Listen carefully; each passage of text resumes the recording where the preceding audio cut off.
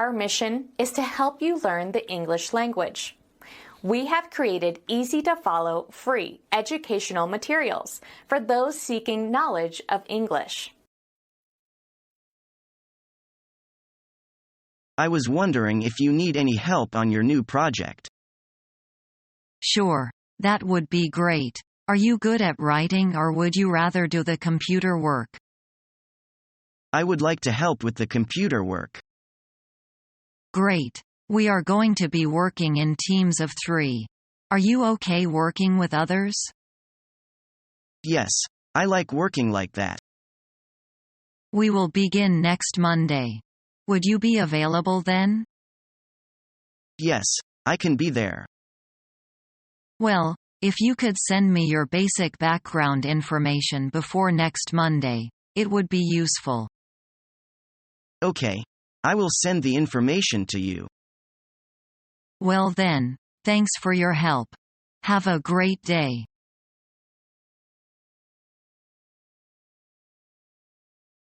Rebecca Johnson speaking. I'd like to speak to someone in your accounts department, please. Just a moment, I'm afraid there's nobody there right now. Could I take a message? Yes, please. My name's Michael Caxton from one of your customers, Rosedale Investments. Sorry, just a moment. The name is Caxton. No, it's Caxton. Fine, I've got that. And your company is? Rosedale Investments. Could you spell that, please? It's R-O-S-E-D-A-L-E.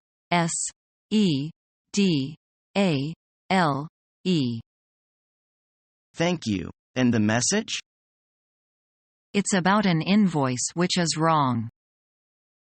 Have you got the number there?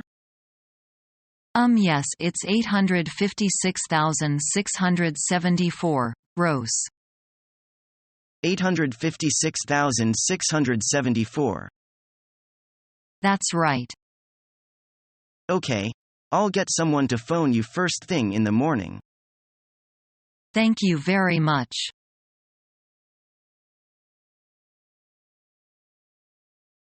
Good morning, ladies and gentlemen. We are happy you have all come out for our training workshop. Today we have a great lineup of speakers to talk to you. First on our program is a well-renowned expert in the field of international economic development, Harvard's own Dr. James Smith. Dr. Smith has been involved in economic research for over 20 years, and has taught at Harvard since 1995. And now, without further ado, we'd like to welcome Mr. James Smith. Thank you, Mr. Jackson. Ladies and gentlemen, colleagues, friends. The subject of my talk is international relations in a Morgan world. I plan to say a few words about the current situation in the Middle East and how it affects world economy. I'd like to give you an overview of the way that the economies of seemingly unrelated countries are intertwined. I've divided my talk into 3 parts. First, an overview of international relations. Second, a discussion of current political situations. And lastly, trends for the future. My presentation will take about 2 hours, but there will be a 20-minute break in the middle. We'll stop for lunch at 12.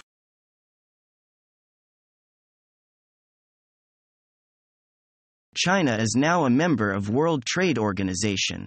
As a member of TA, China will have to make some changes in its economic policies so that it can follow the routines practiced by other TA members.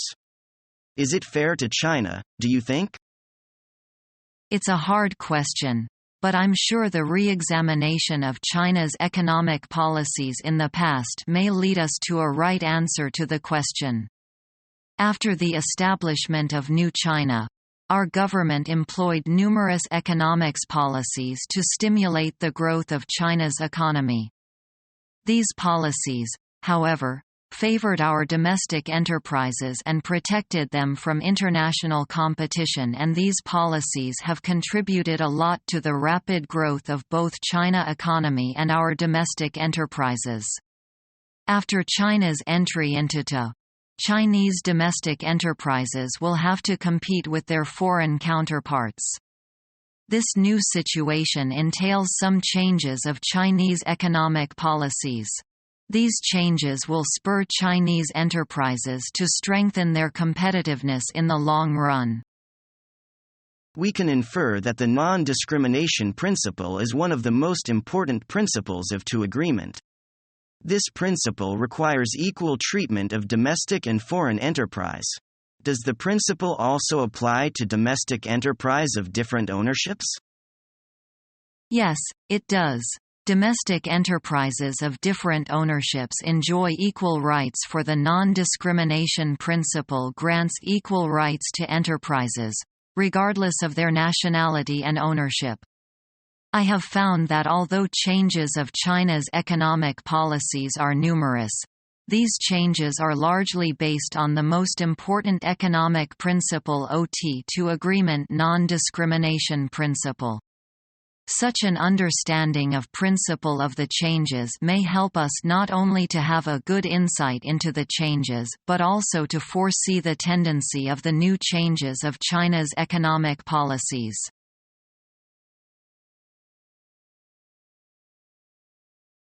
Good morning. My name is Mr. Brown. I'm from Australia. Here is my card. Thank you. I'm pleased to meet you, Mr. Brown. My name is Kathy Pulis, the representative of Green Textile Import and Export Corporation. Pleased to meet you too, Ms. Pulis. I travel a lot every year on business, but this is my first visit to your country. I must say I have been much impressed by your friendly people. Thank you for saying so. Have you seen the exhibition halls? On display are most of our products, such as silk, wool and knitwear, cotton piece goods, and garments. Oh, yes. I had a look yesterday. I found some of the exhibits to be fine in quality and beautiful in design. The exhibition has successfully displayed to me what your corporation handles. I've gone over the catalog and the pamphlets enclosed in your last letter. I've got some idea of your exports. I'm interested in your silk blouses. Our silk is known for its good quality. It is one of our triennial exports. Silk blouses are brightly colored and fully designed. They've met with great favor overseas and are always in great demand.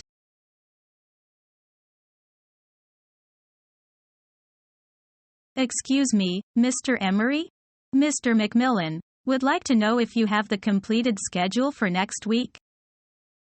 Yes, I do, Susan. Just a moment. Here it is. Thank you, sir. Sorry to trouble you. Not at all, Susan. Just tell him to leave it with my secretary when he's finished with it.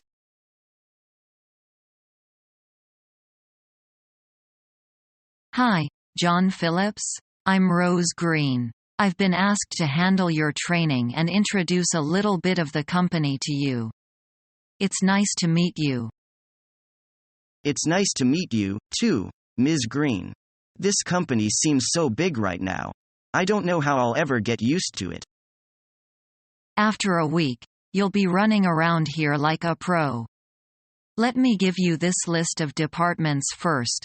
Next to each department is its location and the name of the manager. Great. That'll be big help.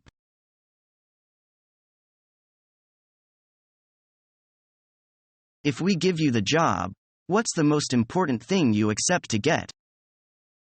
Well, I just want to enjoy what I'm doing. It's the most important thing to me. Just this? Yes, because I think being interesting thing is the best teacher. Or have more opportunities to have career growth. Do you want to get a promotion? Yes, of course. Where would you like to be in 5 years? In 5 years, I'd like to be a senior manager of this corporation. How do you plan to accomplish this? By doing whatever is necessary.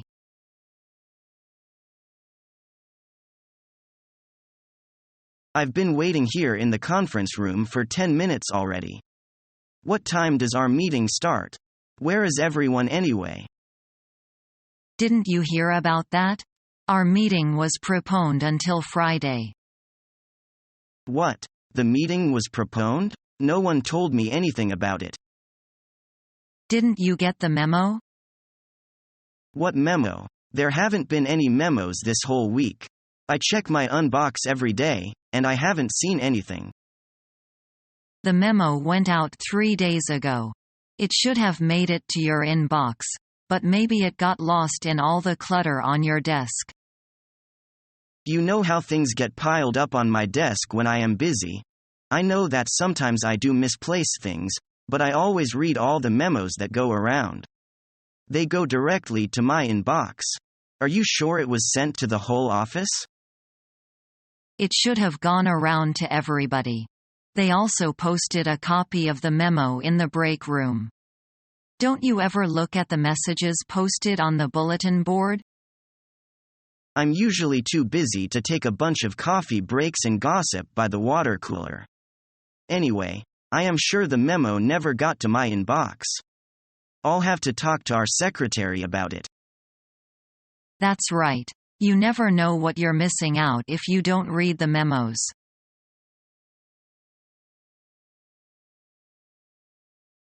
Excuse me, Mr. McMillan? Could you tell me the fax number for Mr. Winthrop's office, please? Sure. I have it right here. 232-2453. If that one doesn't work, try 232-2456. Okay, that's 232-2453, or 232-2456. That's right.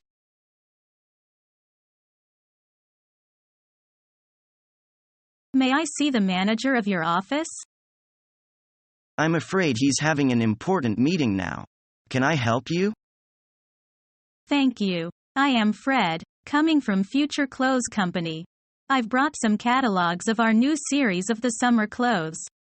I wonder if your manager would like to have a look at them. Of course, he would. Would you leave them with me? We are suppliers of the summer clothes of various styles and colors. I think you will be interested in some of our new products. We always keep the pace of the clothes fashion, so as to catch the interest of our customers. We're thinking of ordering some special styles of summer clothes. We should be interested in your products if they are of the styles we want. As you know, we also take orders for clothes made according to specifications. How long would it take you to deliver the orders? 2 months at most. Good. I'll send your catalogs to those who are interested. Meanwhile, may I have an indication of price? Can I have your price sheet? Yes, of course, here you are. The prices are subject to our confirmation.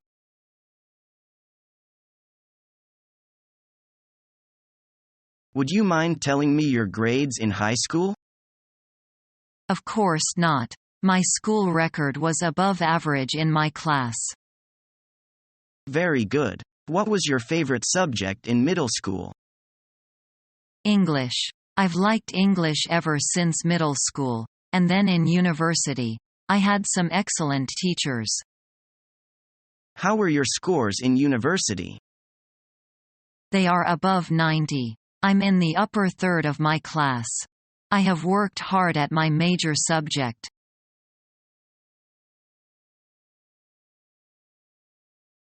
Hello, Mr. Kramer. Could you spare a minute? That's about all I can spare, Karen. What do you need? I need to talk to you about that new secretary you've hired. I think I'm going to have some problems working with her. She seems to be quite qualified. If it's a personal problem, I'd prefer it if you would work it out between yourselves.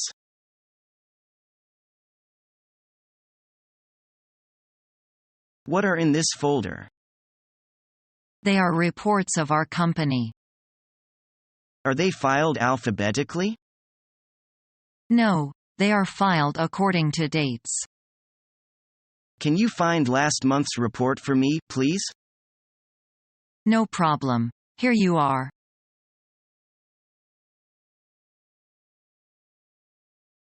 Hi. Is this the resume writing workshop? Yes, this is the resume writing workshop. Welcome. I really don't know that much about putting together a resume. It's easy. Don't worry about it. What's the most important part? Well, the most important thing we need to do is make sure that our name and contact information are across the top. What comes next? You can either list your job experience next or your education. Whichever is the most impressive should be first. Can I list my interests next? Sure, that would be a good place for them.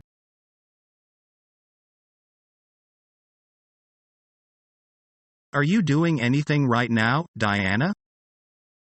I am typing a report for the moment, Mr. Robbins. Anything I need to do?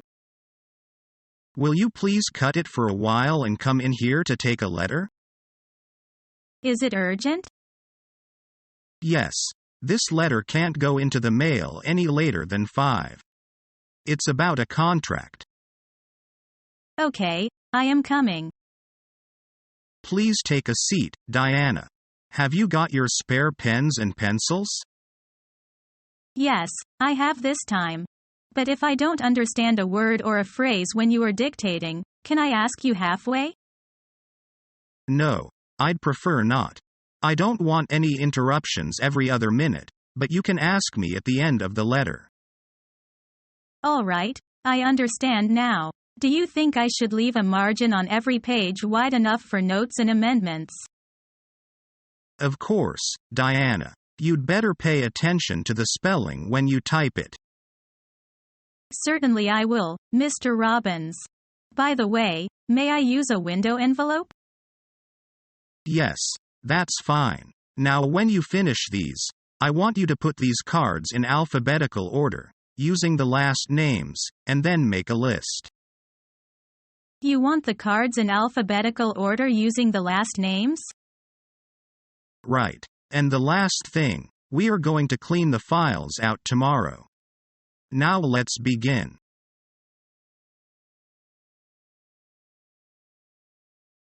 Francis, you have done an outstanding work in the past 6 months. In view of your achievement, I trust you're now an indispensable part of our company and you deserve an officer director title. I am so happy to know that I could make some contribution to our company. This title does not only give you a raising paycheck, but also increase responsibilities. Congratulations, and hope the best for you. Thank you. I will be doing my best.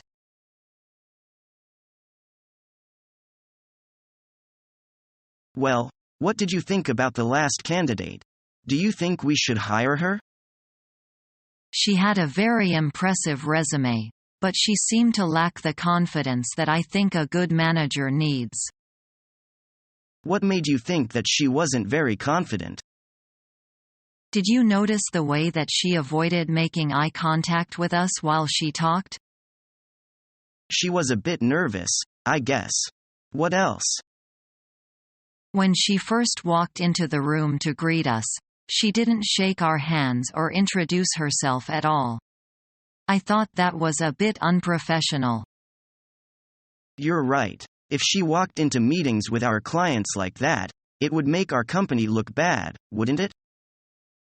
It sure would. Did you also notice the way she slouched in her chair during most of the interview? She had horrible posture.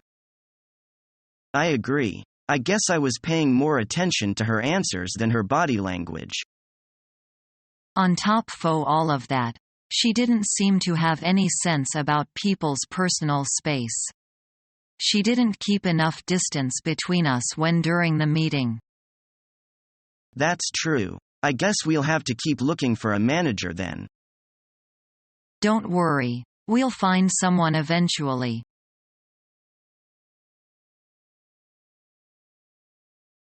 Hello. This is Lucy from ABC Company. Hello, Lucy. I'm calling to see if you have made your decision. You are the right person we are seeking for. Yes, I have decided to work with your company. Good news for us. When can you start to work? It's my honor to be one member of your company. I'd like to begin to work any time as you like. Okay. Please come to my office at 9 a.m. next Monday. I will introduce you to our boss. No problem. Thank you for calling me. You're welcome.